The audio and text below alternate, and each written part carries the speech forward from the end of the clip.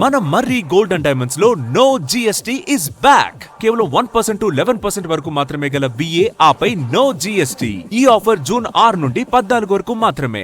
దేశ రాజకీయాల్లో సరికొత్త రికార్డు సృష్టించిన ప్రధాని నరేంద్ర మోదీ ఘనతను ఎన్డీఏ పక్షాలు కొనియాడాయి.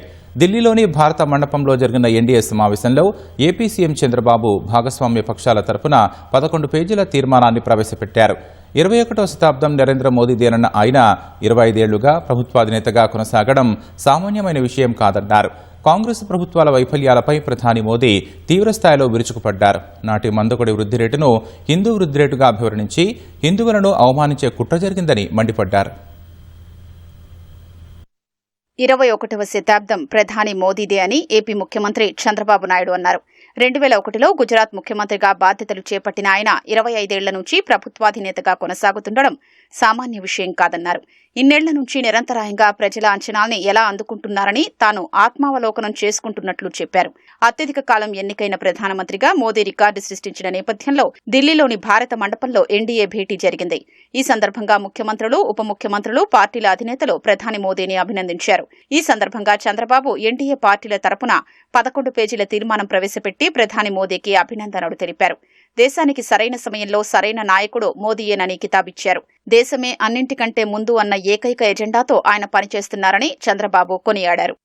The right leader at the right time at the right place. Narendra Modi ji as Prime Minister of this great nation, working with a single agenda, that is nation first, a principle that all of us has constantly keep it in mind. Today, the world is in turmoil, wars, fractured supply chains, energy markets in turmoil, facing aging problems, major economies slowing, uncertainty on every continent. Our goal is to become number one economy globally. That is possible only through our Honorable Prime Minister Narendra Modi ji. It is going to happen one day. అనంతరం మాట్లాడిన ప్రధాని మోదీ కాంగ్రెస్ హయాంలోని మందకొడి వృద్ధి రేటును మోసపూరితంగా అతిపెద్ద సమూహమైన హిందువులపై రుద్దే ప్రయత్నం జరిగిందని మండిపడ్డారు. దానిని హిందూ వృద్ధి రేటుగా అభివర్ణిస్తూ వారిని అవమానించే కుట్ర జరిగిందని, వాస్తవానికి అది కాంగ్రెస్ వృద్ధి రేటే అని ఎద్దేవా చేశారు. ఎన్డీఏ ప్రభుత్వం అధికారం చేపట్టాక కాంగ్రెస్ విషవలయం నుంచి ప్రజల్ని బయటపడేశామన్నారు.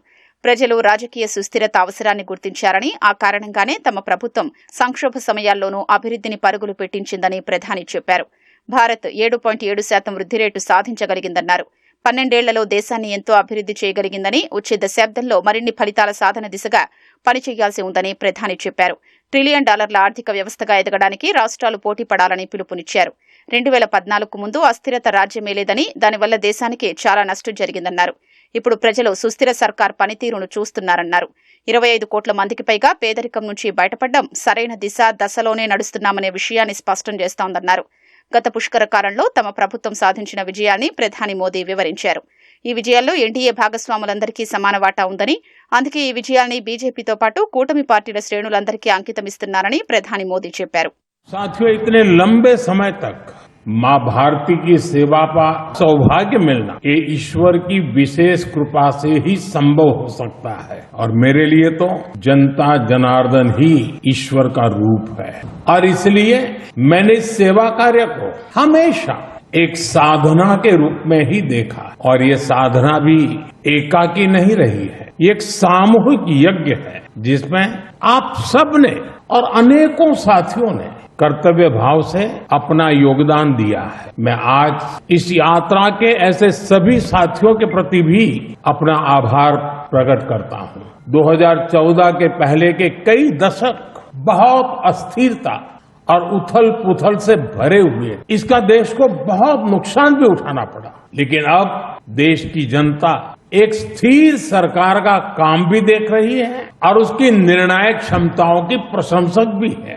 मैं आज देश की महान जनता को भी नमन करता हूं, जनता जनार्दन का आभार व्यक्त करता हूं. వాజ్పేయి నేతృత్వంలో తొలిసారి ఏర్పాటైన ఎన్డీఏ హయాంలో దేశం వేగంగా అభివృద్ధి చెందిందని ప్రధాని మోదీ కొనియాడారు. కానీ దురదృష్టవశాత్తు 2004లో దేశం మరోసారి కాంగ్రెస్ కోరల్లో చిక్కుకుందని, ఆ 10 ఏళ్లలో వేల కోట్ల రూపాయల కుంభకోణాలు ఒకదాని తర్వాత ఒకటి జరిగాయన్నారు. 2014లో ఎన్డీఏ ప్రభుత్వం వచ్చిన తర్వాత మళ్లీ దేశ భాగ్యరేఖ మారిందని, 2014 నుంచి 24 మధ్య నాటి ప్రగతి లెక్కలు కేవలం గణాంకాలకు పరిమితం కాదన్నారు. ప్రపంచవ్యాప్తంగా అస్థిరత, అశాంతి నెలకొన్న సమయంలోనూ విజయాలు సాధించామని తెలిపారు. ప్రభుత్వం సుస్థిరంగా ఉంటే ఎలాంటి ఫలితాలు ఉంటాయో చూపించామని, కరోనా సమయంలో ప్రపంచ దేశాలు హాహాకారాలు చేస్తే మనం నిబ్బరంగా దాన్ని అధిగమించామన్నారు. 12 ఏళ్లలో దేశంలో ఇంత మార్పు సాధ్యమైనప్పుడు మరి దశాబ్దాల పాటు ఎందుకు జరగలేదని మోదీ ప్రశ్నించారు. कि अगर 12 साल में इतना कुछ हो सकता है तो फिर दशकों तक क्यों नहीं हुआ? ये कांग्रेस ग्रोथ रेट और एनडीए ग्रोथ रेट का अंतर है.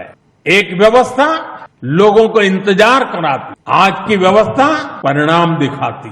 एक व्यवस्था काम अटकाती भटकाती थी, आज की व्यवस्था कहती है काम अभी होगा, समय पर होगा और बड़े पैमाने पर होगा. और इसलिए साथियों 2014 से 2026 की कहानी केवल आंकड़ों की कहानी नहीं है.